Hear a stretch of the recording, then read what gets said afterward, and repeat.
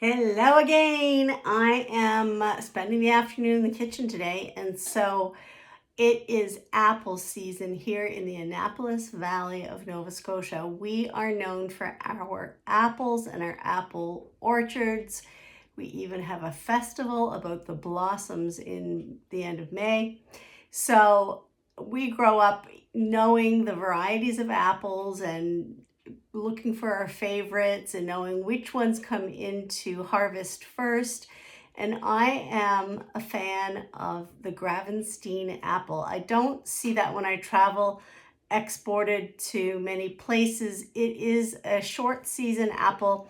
It starts off crispy and juicy and then it quickly gets waxy on the outside, but I love it as an eating apple and a baking apple.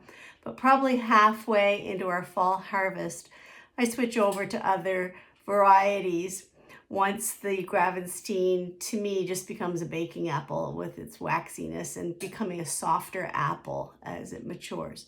So I had picked up some Gravensteins, was excited to see them at the farmer's market the other day. And when I drive the floor of the valley here, it's orchard after orchard, and the apples are abundant on the trees. So it's an exciting time visiting the farmers markets or even just going for a little drive from one town to another here. So I have peeled up about 5 or 6 apples. I'm going to throw in some blueberries as well and make an apple blueberry crisp. Now, when I make a crisp, I don't measure anything. I kind of just have always lived around them being made or making them myself, kind of like a dump cook like Lisa. I just kind of know the ingredients and dump them in together and it kind of looks right.